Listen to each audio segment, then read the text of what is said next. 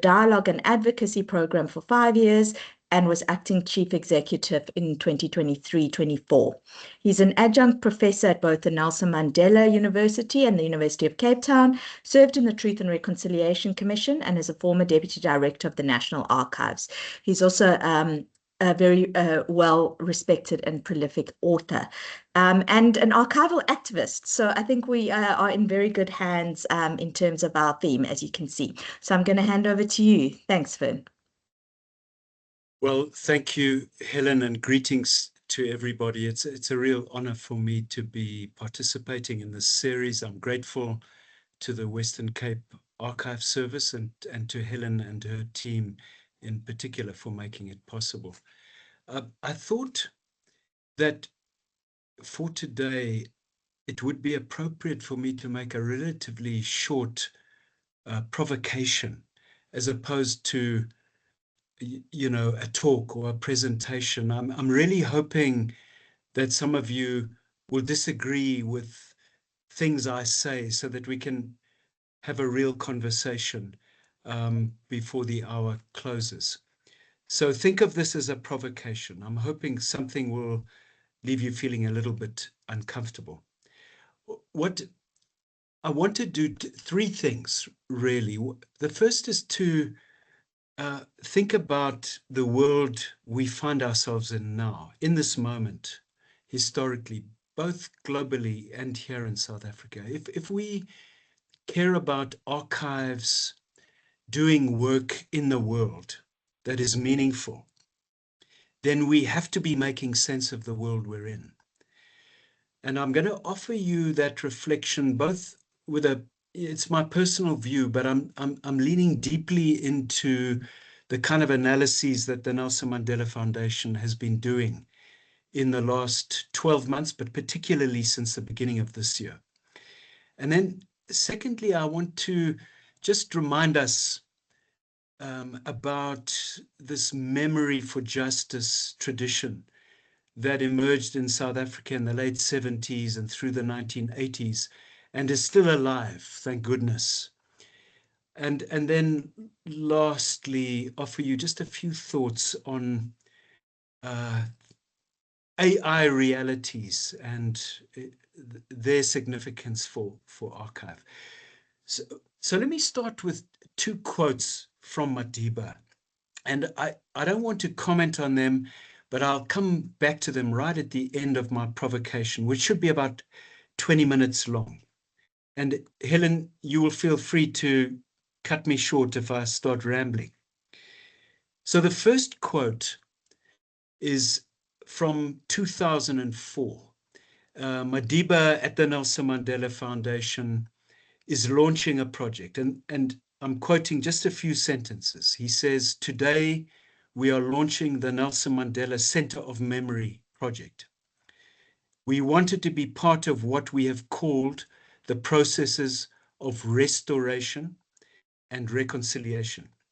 We wanted to work closely with the many other institutions which make up the South African archival system.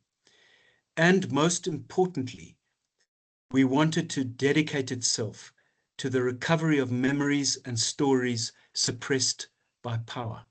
That is the call of justice, the call which must be the project's most important shaping influence."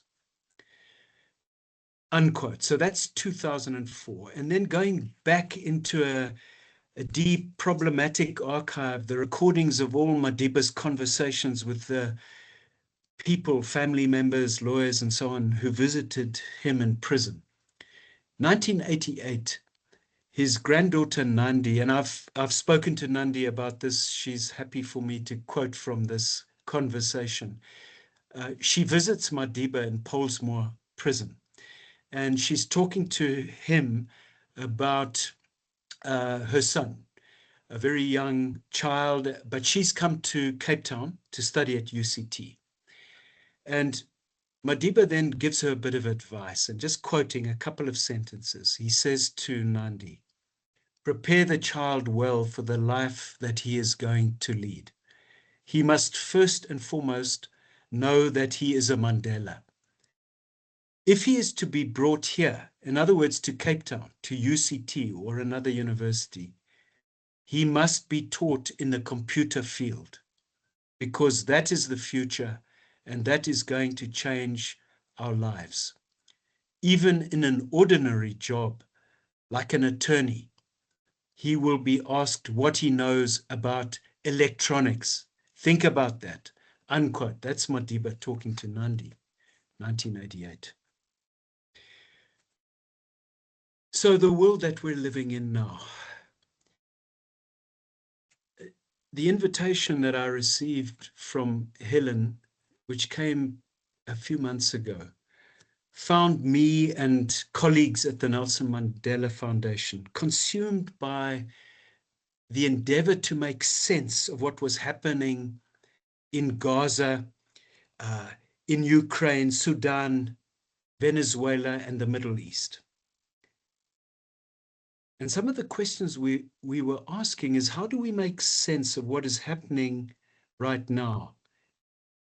Finding even the right words and appropriate language for doing so feels so elusive. So what world is this conversation that we're starting right now, today? What world is this? What does social justice mean in contexts where the international human rights cultures developed painstakingly through the second half of the 20th century are being destroyed before our eyes? How does justice relate to democracy in a reality where democracy is failing millions of people across the world? The neoliberal hegemony, which emerged in the 1980s and which was in its pomp at the turn of the century, is rapidly being replaced by something even more oppressive and rapacious. I don't have a name for it yet. The Nelson Mandela Foundation doesn't have a name for it yet. But we are observing a sea change unfolding in global geopolitics. I see the growing assault on the very ideas of international law and multilateralism, together with a concomitant undermining of the international bodies and forums designed to give effect to them. The world looks more and more like a schoolyard, which is being terrorized by a handful of bullies without a school administration to constrain them. I see what Bell Hooks calls imperialist, white supremacist, capitalist patriarchy let loose in ways that were unimaginable at the turn of the century. All of this is taking place in what feels like an ideological vacuum, which we saw emerging in the early 1990s at the end of the Cold War. What used to be called the left, to me, feels paralyzed. Progressive or radical ideas, praxis, and formations are finding it difficult to coalesce and almost impossible to secure traction in mainstream discourses and politics. So a paralysis of progressive thinking, ideology, big ideas. No surprise then to me, and the Nelson Mandela Foundation is grappling with this now, is that in many parts of the world, certainly in South Africa, ideas like democracy, human rights, rule of law, and justice, particularly among young people, particularly among people living in the precarity of informal settlements and so on. These ideas are being discredited and rapidly are losing both currency and legitimacy. colonial and apartheid societal patterning remains resilient in South Africa. Freedom has still not come for far too many of our people. For too many, access to the most basic of public services is a struggle. No surprise. Surveys are showing that a majority of South Africans today would willingly relinquish freedoms in return for a well-functioning state capable of delivering basic services effectively. That's how disillusioned with democracy we've become. So we're living in a scary world. But then there's a whole other layer of scariness for me, and I think for those who are memory practitioners, archivists, information professionals, and so on, particularly, we must reckon with the tyranny which results from big data, algorithms, artificial intelligence, and fake news being generated and controlled by those schoolyard bullies and their friends that I was talking about earlier. More and more now, our young people are happy to let machines do their thinking and their reading and their writing for them. More and more, AI is presenting enormous new challenges to processes of authentication, the very processes that lie at the heart of the archival profession. Just recently at the Nelson Mandela Foundation, we, as a test, as an exercise, we used AI to generate Madiba's voice. And we then sat members of the archival team there, some of whom had worked with Madiba, so knew him personally. And they were presented with authentic recordings of Madiba's voice and then AI-generated versions. They couldn't tell the difference. Scary world. But before I start sounding too negative, I want to say that there are positive stories in this space of technology, of AI.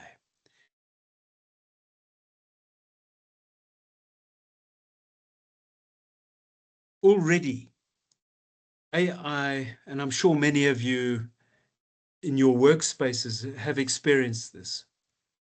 AI is demonstrating how archival description can be turned into a terrain of almost instant, multi-layered creativity. The European research project DBias, I don't know if any of you have encountered it, is developing an AI tool to search out offensive descriptive language, for instance, in those finding aids that were generated by colonial curators, and to recontextualize them and to, if not remove, replace them. Unimaginably vast and distributed storage capacity is now possible. And for many, appraisal and disposal programs have been rendered redundant by these new capabilities that technology gives us. So I'm talking about the positives of this AI era that we find ourselves in. I'm hearing, and I'm hoping you're hearing as well, very positive stories coming out of the United States, archivists, other information and memory professionals who are facing a fundamental assault on their work by the Trump administration, finding new ways of working, what I would call forms of banditry to get around the policies, the strategies, the oppressive oversight that is now being exercised. And I'm sure many of you have heard what's happening in the Smithsonian as an example. Words that you can't use anymore. Finding aids that are now not acceptable. Collections that are not safe enough to be in the public domain anymore and get moved into safe spaces. And then lastly, in terms of a positive, I've just been asked to read and write an afterword to a book with the title Remembering and Re-Remembering Social Justice in the 21st Century. It's edited by Ben Alexander. This book portrays aspects of the scary world that I've been trying to outline through the compelling lens of archive. And it tells stories of courageous people resisting powerful apparatuses of power and finding ways of turning archive into instruments of liberation. It inspires belief in the importance of combating injustice, even when success is improbable and sometimes impossible. It lands a reader like me exactly where Sudaya Hartman landed when she was confronted by the systemic erasure of women's voices in the archive of transatlantic slavery. And I'm quoting from a journal article that she wrote titled Venus in Two Acts. Quote, "The necessity of trying to represent what we cannot, rather than leading to pessimism or despair, must be embraced as the impossibility that conditions our knowledge of the past and animates our desire for a liberated future," unquote. And I see in the list of people present in the conversation today, the very person who shared that text with me a while ago. For those who are animated by Hartman's desire, the challenge is both conceptual and practical. We have to be willing to think differently and to do differently, stretching beyond paralysis, faced by the forces like a Trump administration, like an Elon Musk, like an AI being controlled by oppressive structures of power. Stretching beyond paralysis is a prerequisite. A willingness to lean into ancient knowledges and wisdoms is desirable. Capacity to invent something completely new is essential. And deep soul work, in my view, will be important, will be necessary if Hartman's desire is to be sustained in the conditions of precarity and polycrisis which humanity is bringing upon itself. We need to be prepared for the task at hand. And of course, we need clarity on what that task is. And I'm going to end off here. It's a question to all of us, especially those of us, for the purposes of today's conversation, who are working with archive. What is the big task? And of course, we have many tasks in the context of today, but what is that big task for us, those of us who are memory practitioners, who are archivists, information professionals, in the context of 2026, this historical moment, especially in the context of South Africa? As I was wrestling with this over the last few weeks, wondering, do I have a word of wisdom to share today? I was thinking back and wondering if it would be helpful to try and remember, those of us who were at the coalface in the 1980s. What was the big task that we had set for ourselves? So and this is coming from me as an individual, is for me in the 1980s and the early 1990s, The big task was to use archive as an instrument of struggle against oppression and as a resource in supporting transition to democracy. And then in the second half of the 1990s and moving into the early 2000s, that task for me shifted to being about building a transformed, liberatory national archival system.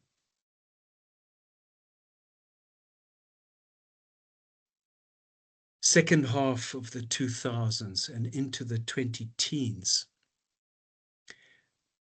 realities seemed to be shifting fundamentally. And for me, that task was not so much about building a liberatory national archival system. It had now become more about defending our public archives against predatory political elites and paralyzed bureaucracies.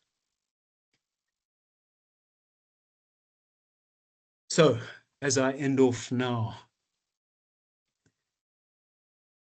back to that question, what is our big task right now? So, I'm throwing this out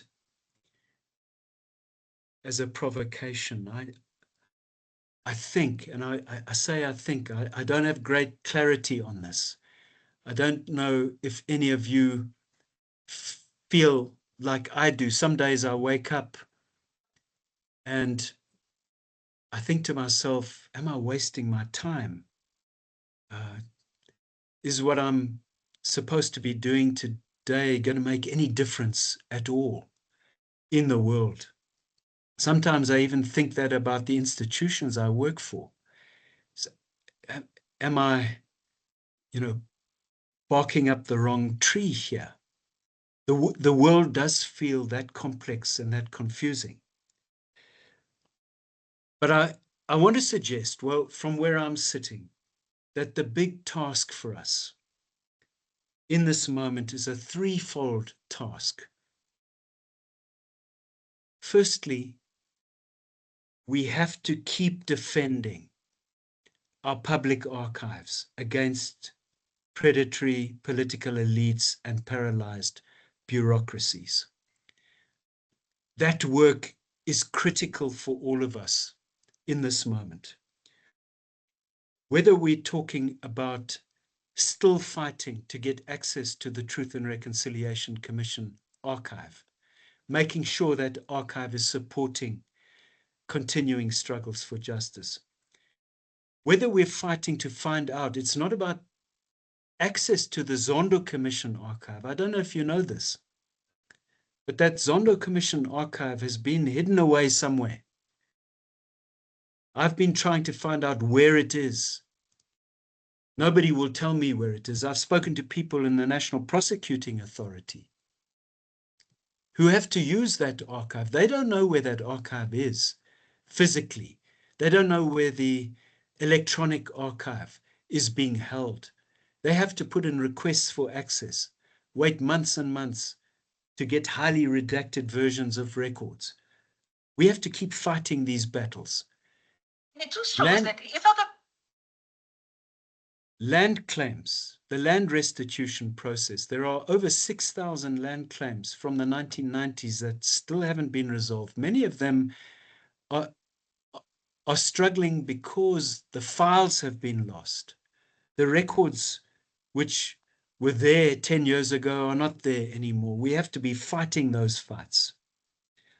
I could keep on with these lists of things we have to do to defend our national archival system. Madiba's prison files, can you believe this? Madiba signed authorization for the Nelson Mandela Foundation to have access to those files. And for over a decade, we did have that access. Now we don't. Suddenly, we have to put in requests Promotion of Access to Information Act requests before we get access, highly redacted versions. Of course, we made copies back in the day, so we already have the full versions of many of those records. But what is this telling us? It's a battle. So that's the first part of this threefold task for me. The second part of the task is mobilizing archive in support of continuing struggles for justice. And I go back to that quote that I started with, Madiba in 2004, talking about the call of justice. And quoting again, the call which must be this project, Center of Memory, this project's most important shaping influence. The call of justice must be motivating all of us, whether we're working in a university archives or the personal archive of Madiba or in a public archive service. And then lastly, we can't avoid this challenge. This has to be part of the big task for us. We have to rise to the challenge being posed to authenticity and trust by AI. We have to use AI. But archivists who are experts in authentication, if anything, this elevates their role. It is us who are going to have to play a far more robust, well-informed role in authenticating the record that is being created all the time, the records that are being circulated on social media and so on. It's an important role. I'm going to pause there and hope that we can have a meaningful conversation now. I'm hoping you will respond to my provocation. Do you agree with my view on what the task is in this moment? And how do you feel about that question? Where do we find the strength and the resilience to keep fighting? How can we bring depth and soulfulness into the world of AI? Helen, I'm going to stop there. Thanks very much for listening to me. Thank you so much, Vern, for that very thought-provoking and bringing kind of overview and bringing us full circle in a sense. I'm looking at my notes, what you're talking about, the 80s, the 90s, the 2000s, and right now on your three things you left us with, and they kind of looking like they're quite similar in what I've noted down. So perhaps there's something there. But I'd like to open the floor for anybody to ask questions. You can raise your hand or you can pop them in the chat. Agree, disagree?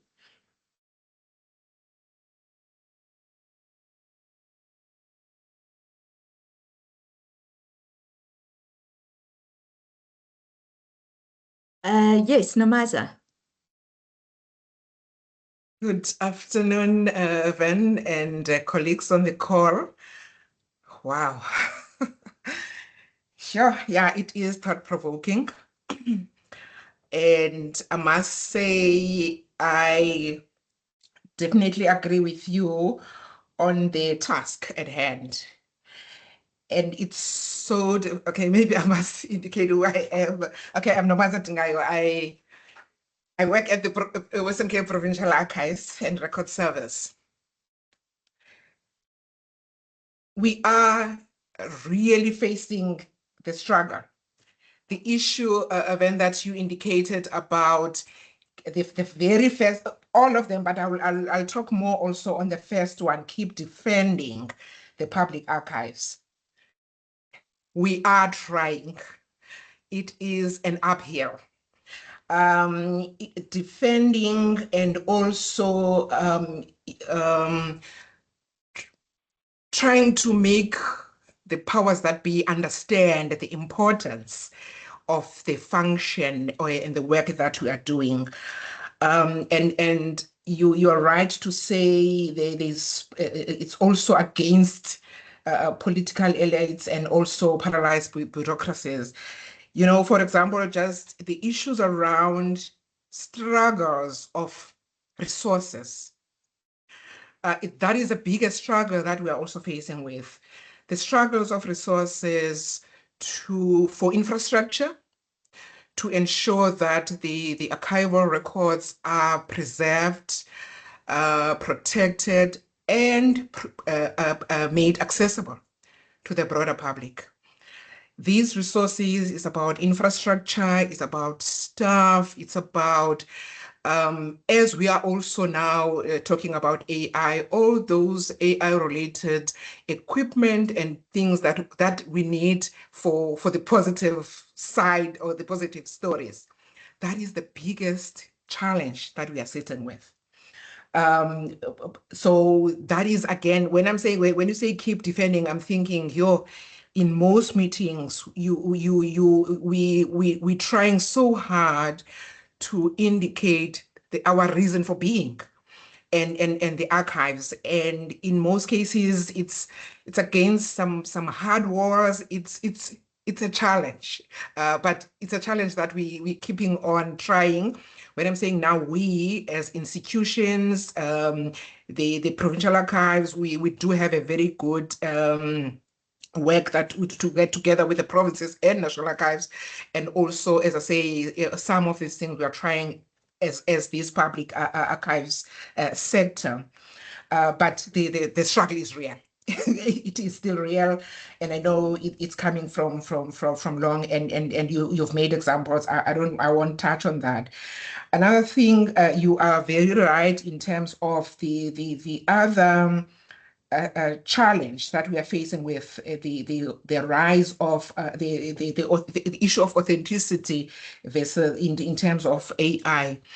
And I must say, interestingly, we know AI does affect most of us, and in terms of different sectors.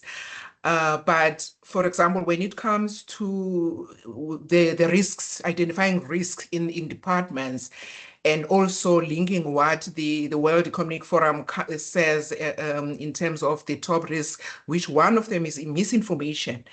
And most of the time when that comes through and the discussion comes through, the response or the answers, the expectation is that they must come squarely from the archives. So we're sitting with that. On one hand, I must say, we also believe that with all the other I'd say negative side of things in terms of having to authentic or the records that come through that are not authentic. For some of us, I think in the field, we believe that, again, it's showing that the importance of archives should actually be highly appreciated at this stage, because that is where now you will get the authentic records from the primary sources that we are preserving and providing access to. However, as I said, now linking back to your task one, sometimes there seem to be not a good understanding of that link when you motivate for the existence and the importance of archives versus what is happening, let alone that the answers sometimes are requested from you. But on one hand, there's no understanding of the importance. On one hand, there is understanding when something is needed, but there's this middle part that doesn't link now the two to say, to ensure that we acknowledge and enhance, and for the future we support, then something is needed. So that middle part is always a challenge. So yeah, it's very interesting, and yeah, thank you so much. Thank you, Nomaiza. Do you want to comment, Vern? Yeah, maybe to just offer a little more in terms of a reflection on the issue of relevance, right? Is that how do we ensure that those who hold the purse strings, those who have the gears of power, understand the importance of archive. I think it's been a challenge for the profession for generations. I've been saying this for many years, is that those of us who are working with archive in its many forms, we might be a manuscript librarian, we might be a records manager, whatever, is we have to use far more creatively and far more courageously. In other words, we need to take risks in relation to narrating the record, telling the story in public forums. And so I'll give you an example of what I mean, because it's when we're telling the story that is a powerful one that people are relating to, that is maybe shaking the cage a little bit, that people realize, oh, archive has something important to say, something important to do in the world. So 2 examples. When the war on Gaza started, at the Nelson Mandela Foundation, the question became, what are we saying publicly here? Not only in terms of justice, but also in terms of Madiba, because Madiba had a lot of things to say about Palestine and Israel. And as the war on Gaza started, Madiba was being quoted by multiple voices. Now, in that moment, we decided to use archive to tell a story publicly and to engage in what, for us, was an issue we simply could not circumvent or avoid. The consequences of us leaning into Madiba's archive and speaking publicly was that we lost a lot of funding. So consequences for that, it took a significant courage, and it was an archival intervention, in my view. But I can tell you that the importance of archive is the significance of that voice in public discourse was made evident. Another example right now, which we're wrestling with. I'm not sure how many of you have seen the new documentary series on Mam Winnie, which Netflix released just recently. It's a question for all of us. I knew Mam Winnie. I worked with Madiba. I'm watching the public discourse right now, which is, on social media, and especially young voices taking particular positions in relation to Mam Winnie and Madiba. Well, the Nelson Mandela Foundation has Mam Winnie's personal papers, her archive, and Madiba's. What are we saying? What do we do in this moment of contestation? The archival instinct, I would argue, conventionally, traditionally is, well, let's play it safe. Let's keep our heads down. Let's not say anything. The call of justice, which is the most important call of all, invites us to take some risks here, to trust the archive, use the archive to create a space for conversation. Let's have a difficult conversation. I'll stop there.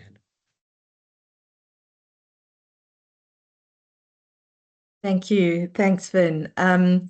There was a comment in the chat to say I'm a Deputy Director at the Department of Economic Development and Tourism. I'm in the Technology and Innovation Unit, as I is a subject of personal and professional interest.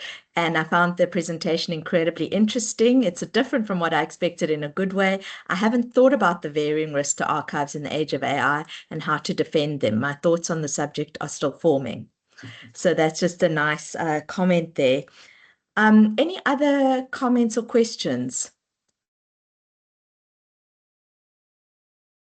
I'll jump in there then. Yeah, I'm hoping you're going to disagree with me on something, Helen. Well, I guess what I'm thinking is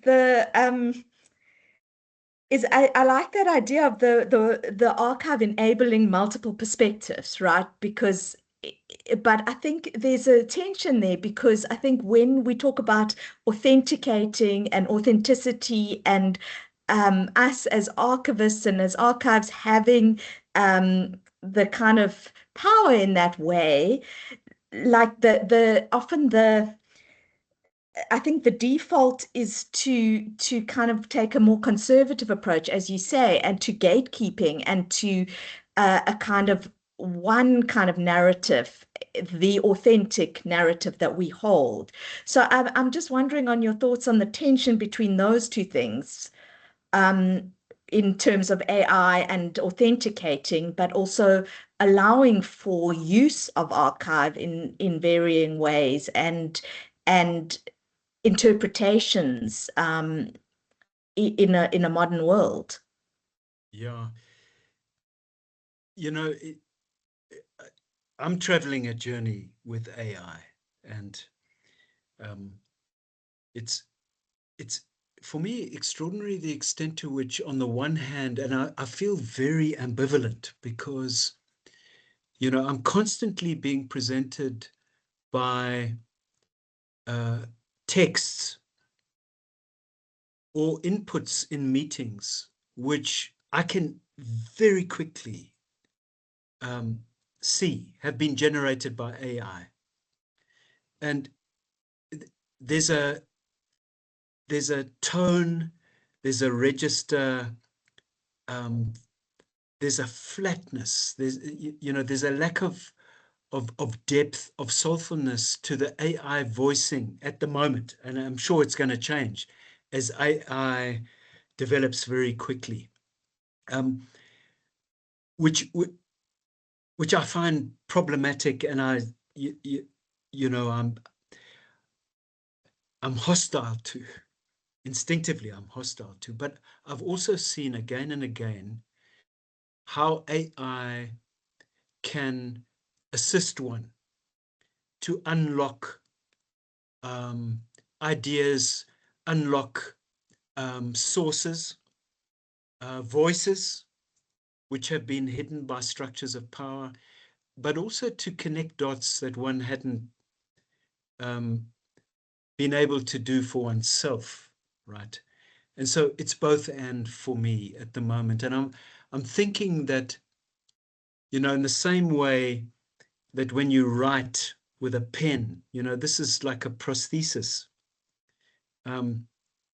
AI, for all of us, it's going to be unavoidable, will be like a pen. It's a prosthesis.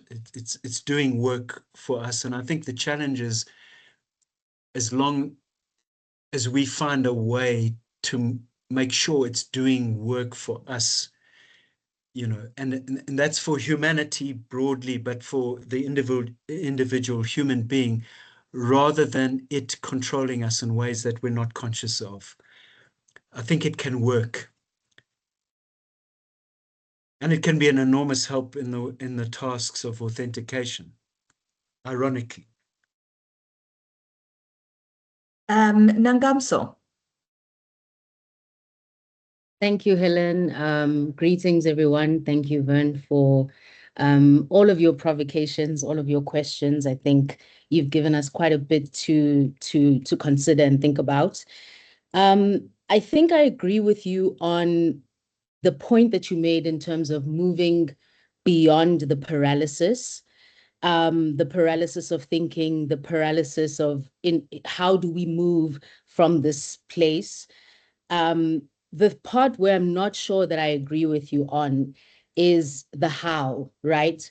So you spoke about the need to bring soulfulness and depth into the work of the archive. And you specifically spoke about you referenced the work at the NMF and how you responded to what's happening in Gaza right now, using the words of Madiba, and the fact that the NMF has been responsive to a lot of what's happening in public discourse and what's happening in the globe. I will also say that the NMF has been around for some time, and they've, you guys have spent some time building an infrastructure, both physical and digital, that is well respected, and that is also has the name of Nelson Mandela, right? And I think that in the space of public discourse, that often holds quite a bit of weight. But with archives that are still emerging, that are still finding their feet, that are still growing, what do you suggest we do when it comes to engaging in public discourse, when oftentimes the most loudest and most attractive voices are often heard? Is it our role as memory workers in emerging archives to match that volume, to match that pace, while we're still trying to build, while we're still trying to form the infrastructure, while we're still trying to form our voice? Or do we continue mobilizing in the small, in the niche? Yeah, I hope my question makes sense. Yeah, it does. It does. I think the big mistake we made in the 1990s, and we continue to make here in South Africa in terms of memory work, is to invest resources of all kinds in big flagship enterprises rather than in community-based initiatives. And so, whether we're talking about Robben Island Museum or Freedom Park or Nelson Mandela Foundation, Apartheid Museum, so much of the resourcing that should have been supporting the kind of multi-layered memory work that needed to happen post-apartheid, as part of healing processes, as part of redistributing wealth and opportunity, it hasn't happened. And I think that is a critique of the Nelson Mandela Foundation that the organization feels deeply, is that even today, in a very, very difficult funding and more broadly resource mobilization terrain, it's so easy for the Nelson Mandela Foundation to get grants, donations, in comparison to community-based memory-related projects, right? And I think we need to reckon with this reality, both historically and in the present. But your question to me is, what do you do in the context of that reality, right? If you're a community-based archive, if you are a social movement which is doing important work around access to land in cities, or in rural areas on white-owned farms or whatever, how do you compete with these big institutions? How do you access the resourcing that you need to do the work that you have to do? So that's how I'm understanding the question. So I'm throwing it back. Am I understanding the question correctly? Yes, and there's another element to it, specifically on the public discourse part, where a voice that comes from, the Nelson Mandela Foundation in public discourse is often regarded with high esteem compared to perhaps a community archive or an archive that is still emerging. So in the spirit of public discourse, speaking against certain agendas, without the backing of, you know, a big institution. Yeah. Okay, so I think that takes us into the realm of, well, you have to find a way of infiltrating those big institutions, and or a way of drawing them in to supporting the work that you're doing, becoming allies in a way. And I see this in the funding terrain again and again, where the big funders are not willing to give money. They don't trust community-based organizations, but they'll give money to the big NGOs, right? Like the Nelson Mandela Foundation. So then it becomes a question of, can we find a way without being guilty of a kind of a conduit scenario of grants being made to those big institutions, but actually the money is going to those community-based organizations to do the work that they need to do. So there's no clear-cut answer to what you're saying, but I think we've got to deal with the realities of power as they are right now. And obviously we want to find ways of deconstructing and dismantling over time, but in the shorter term, medium term, infiltrate, engage, and find a way of drawing them into the agendas of those smaller initiatives. Stop there, Helen. Okay. Thank you, Nangamso, for that.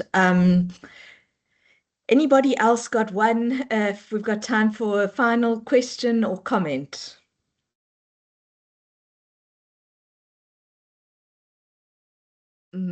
Going once, twice.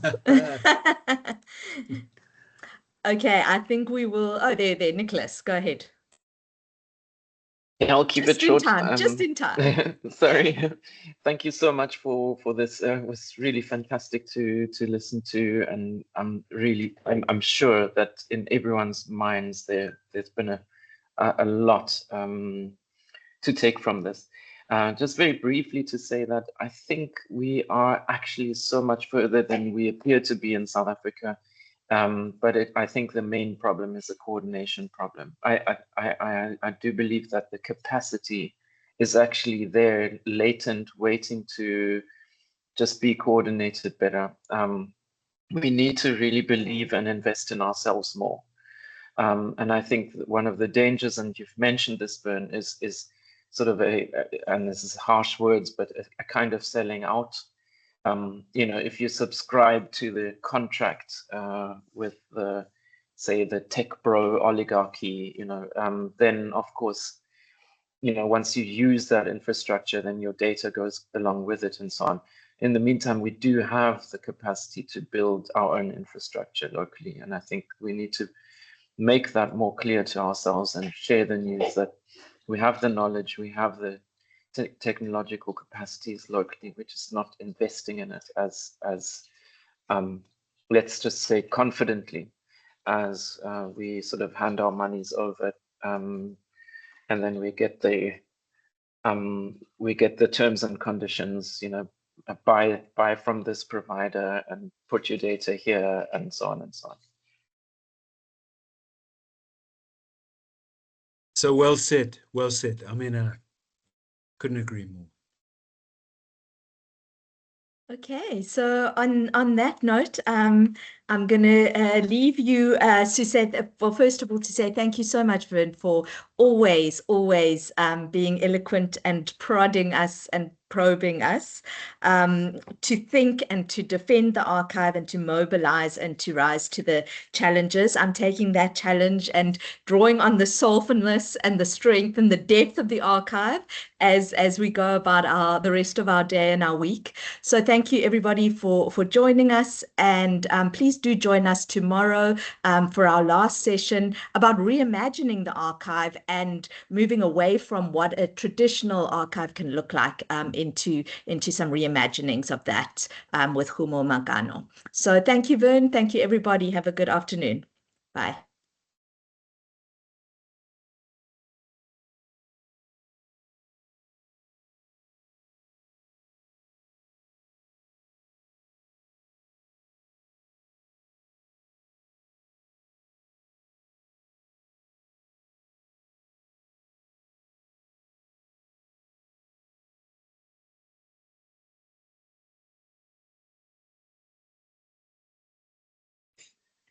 Thank you, Helen.